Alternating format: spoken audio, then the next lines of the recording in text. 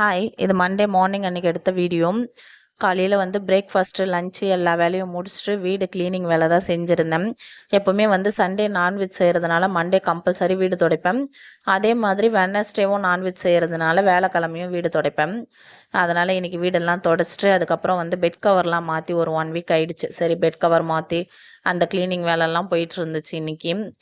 பாப்பாவுக்கு வந்து கொஞ்சம் உடம்பு சரியில்லை, நேற்று கொஞ்சம் வாமிட் பண்ணியிருந்தா, அதனால் இன்றைக்கி லீவ் போட சொல்லிட்டேன். ஸ்கூலுக்குனா வந்து கலந்த சாதம் மாதிரி கொடுக்கணும், அதனால் இன்றைக்கி கஞ்சி காய்ச்சி கொடுக்கலாம் கொஞ்சம் வீட்டில் இருந்தாள்னா அப்படின்னு சொல்லிட்டு லீவ் போட சொன்னேன். மற்றபடி உடம்பெல்லாம் ஓகே தான், நான் தான் இன்றைக்கி லீவ் போட சொன்னேன். அதனால் அவங்க வீட்டில் இருந்து படிச்சுட்டு இருந்தாங்க. என் ஹஸ்பண்டும் பையனும் மட்டும் கிளம்பிட்டாங்க. அவங்களுக்கு மட்டும் லஞ்ச் பேக் பண்ணி கொடுத்தேன். பாப்பாவுக்கு வந்து மதியம் கஞ்சி தான் காய்ச்சி கொடுக்கணும். அதுக்கப்புறம் வீடெல்லாம் துடைச்சிட்டு மேட்டுங்கள்லாம் மாற்றிட்டு பெட் கவர் வந்து நேற்று வந்து பாடி சரவணா ஸ்டோர் போயிருந்தேன். பாப்பா பர்த்டேக்கு ட்ரெஸ் எடுக்கலான்னு சொல்லி போயிருந்தோம். அங்கேயே வந்து பெட் கவர்லாம் காட்டன் பெட் ஸ்ப்ரெட்லாம் சூப்பராக இருந்துச்சு.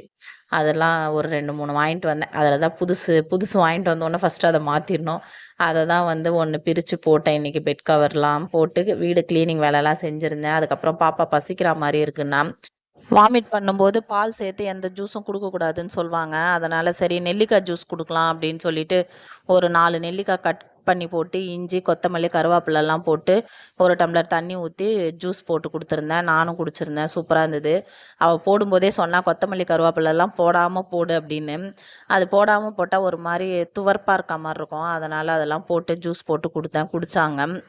இன்றைக்கி வந்து லஞ்சுக்கு வந்து பூண்டெல்லாம் நிறைய உரித்து போட்டு காரக்குழம்பு, ஒயிட் ரைஸு, பீட்ரூட் பொரியல் தான் பண்ணியிருந்தேன். மார்னிங் பிரேக்ஃபாஸ்ட்டுக்கு வந்து இட்லியும் அந்த காரக்குழம்புமே வச்சுன்னு சாப்பிட்டாச்சு. எல்லா வேலையும் முடிச்சாச்சு. இதுக்கப்புறம் வந்து பேங்க்கில் கொஞ்சம் வேலை இருக்குது, அதுக்காக கிளம்பணும். இந்த வீடியோ இதோட முடிச்சுக்கிறேன். Tata, bye bye. நம்ம சேனலை கண்டிப்பாக சப்ஸ்கிரைப் பண்ணி சப்போர்ட் பண்ணுங்கள்.